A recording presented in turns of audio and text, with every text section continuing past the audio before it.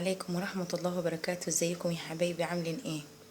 النهاردة هفرجكم على الديب فريزر بتاعي، وهوريكم انا مفرزة فيه ايه، وهو مفيد ولا مش مفيد، ويعني معايا من كام سنة، وهحكي لكم كل حاجة عنه. نبدأ بسم الله الرحمن الرحيم. انا الديب فريزر بتاعي اسمه توشيبا، وهو نفرست اللي ما بيعملش تلج. انا اخترت اللون السيلفر ده لاني لقيته احلى الالوان في الديب فريزر. والديب فريزر ده له معايا حوالي 4 سنين. فما شاء الله يعني جميل جدا. هو الديب فريزر ده 5 درج، وفي رف انا بعتبره 6 درج. نفتح كده الديب فريزر ونشوف ايه اللي انا مخزناه. فتحت هنا انا الديب فريزر.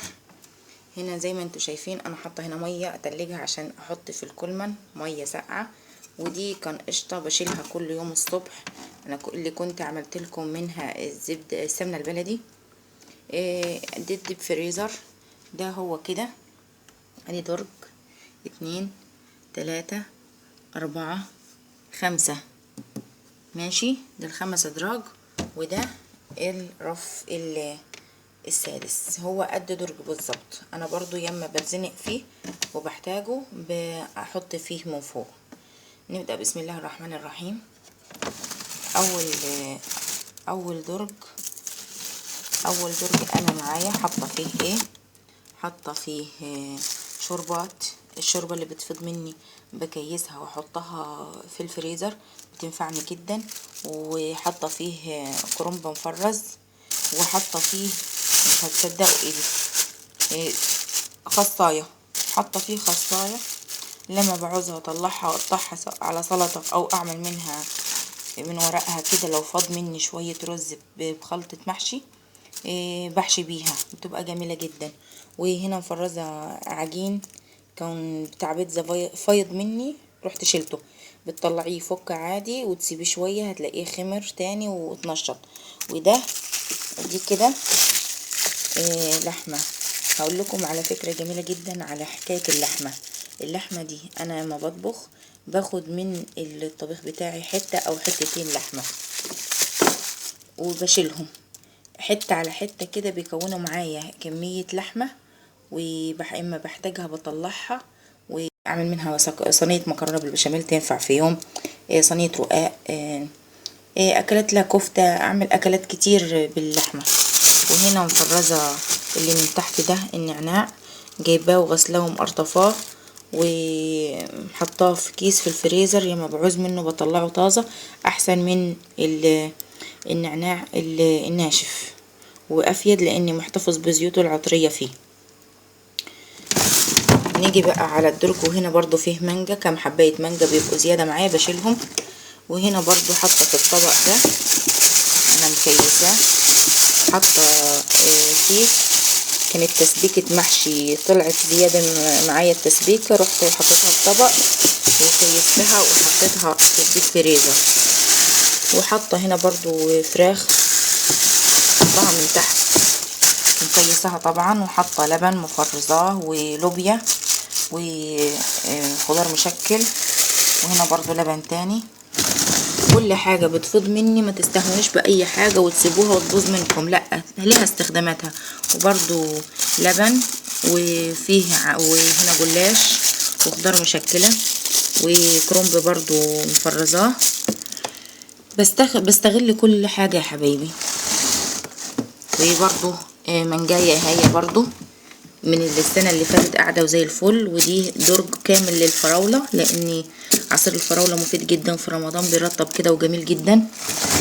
والدرج الاخير للجوافة.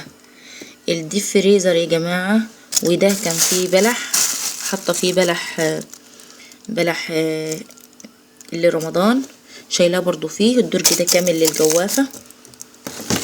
فحبيت اقول لكم ان الديب فريزر مفيد جدا. انا لما جبته في الاول كانت حماتي مش عاجبها، بتقول لا وليه يعني تشيل حاجه، ده الحاجه هي وطازه احلى وكده. وكانوا برضو سلايفي بيقولوا لا ليه ديب فريزر. دلوقتي الديب فريزر هما بيتمنوا يجيبوه.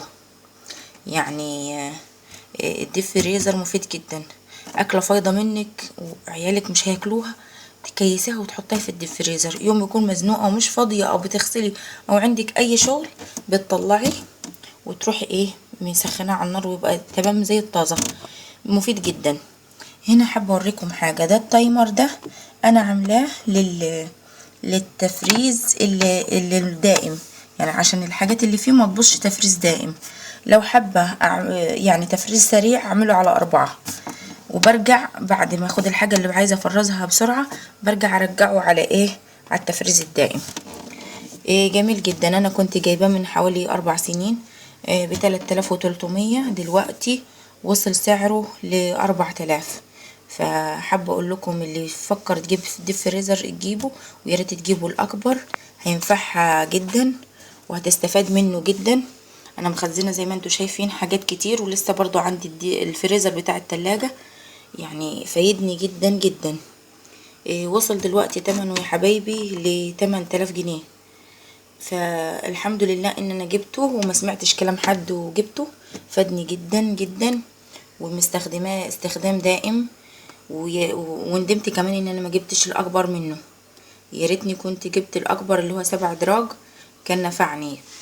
ومع ان هو ده برضو دراجته واسعة وكبيرة كده وبتشيله ما شاء الله. فبنصحكم تجيبوا الديب فريزر، هينفعكم جدا جدا. انا مسميه المنقذ. وجوزي ما بعمل اكلات كده بيكونش جايب خضارها ولا كده بيقول لي جيت منين، وبقول له ده من خيرات الديب فريزر. من الكلمه دي حب الديب فريزر. وده كان الفيديو بتاعي عن الديب فريزر بتاعي وفوائده والماركه الحلوه اللي احسنهم افضلهم. انا كل اللي لفيت عليهم شركات ومحلات شكروا لي في توشيبا جدا. فالحمد لله. ولو عجبكم الفيديو بتاعي ما تنسوناش